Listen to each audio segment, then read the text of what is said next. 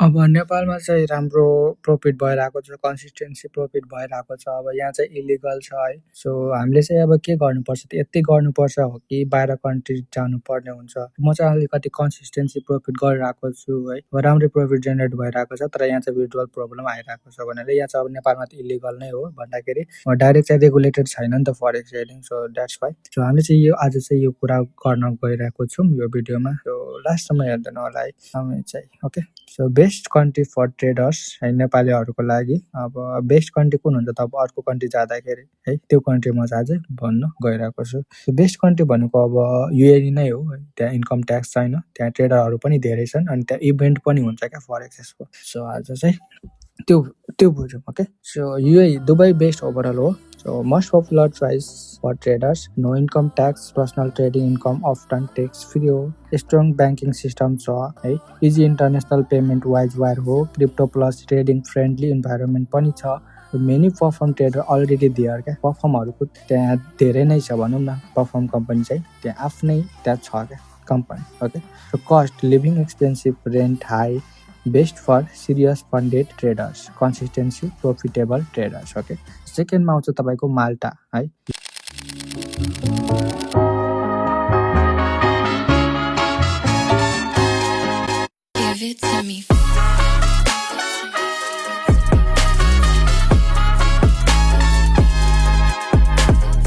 So माल्टा नि राम्रै नै छ। यसको लागि के छ त, forex and brokerage friendly, EU regulation strong छ भन्नाले गुड फर फाइनेन्सियल प्रोफेसनलको लागि चाहिँ बेस्ट हुन्छ है। डाउन साइड भनेको तपाईँको भिजा, रेसिडेन्टली प्रोसेस कम्प्लेक्स हुन्छ, language, legal, paper work heavy हुन्छ। ओके, थर्ड आउँछ तपाईँको Singapore. Okay, very strong finance hub हो, सेफ ब्याङ्किङ सिस्टम पनि छ, ग्लोबली ट्रेडिङ एक्सेस पनि छ। ओके, सो डाउन साइड भनेको तपाईँको भेरी एक्सपेन्सिभ पनि हो, स्ट्रिक्ट रेसिडेन्टली रुल्स पनि छ। ओके, सो फोर आउँछ तपाईँको मलेसिया अनि थाइल्यान्ड।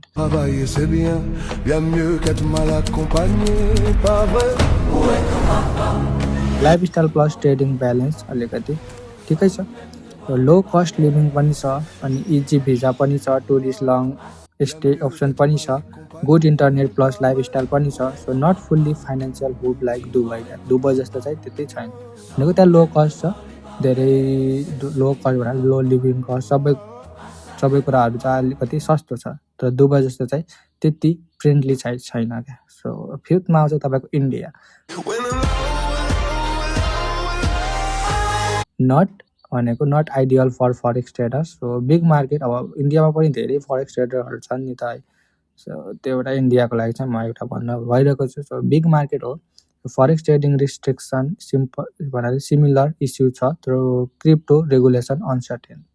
ओके, अर्को आऊ तपाईँको Nepal versus abroad reality. Okay, अब नेपालमा अनि बाहिरको देशमा चाहिँ रियालिटी आज रियालिटी कुरा के हो त है। अब नेपालमा चाहिँ के हो त, forex trading direct illegal clear छैन होइन, क्रिप्टो ब्यान्ड छ, पेमेन्ट रिस्ट्रिक्सन छ है, एब्रोड दुबई इटिसी। ओके, एब्रोडमा के छ त, फुल फाइनेन्सियल फ्रिडम छ, इजियर स्केलिङ छ, अनि क्लिन ब्याङ्किङ सिस्टम पनि छ क्या। भन्नाले बाहिर दुबईमा भनेको तपाईँको ब्याङ्कदेखि नै, अब तपाईँले ब्याङ्कदेखि नै कनेक्ट गर्न मिल्छ, त्यहाँदेखि नै विथड्रल डिपोजिट गर्न मिल्छ डाइरेक्ट, दुबईमा चाहिँ डाइरेक्ट। अनि that's why every traders choose every one choose चाहिँ दुबई नै चुज गर्छन् क्या। So best strategy real trader path भनेको step by step growth path. Step 1 भनेको स्किल बिल्ड गर्नुहोस् नेपालमा क्या। अब तपाईँले चाहिँ अब स्किल छैन, डाइरेक्ट दुबई गएर म त्यही सिक्छु, त्यही काम गर्छु, त्यही गर्छु, सबै कुरा त्यस्तो होइन क्या। नेपालमा जे सक्दो छ नेपालमा चाहिँ के गर्नुहोस् त, स्किल बिल्ड गर्नुहोस्, डेमो प्लस पर्फर्ममा युज गर्नुहोस्, कन्सिस्टेन्सी डेभलप गर्नुहोस् क्या। त्यहाँदेखि तपाईँले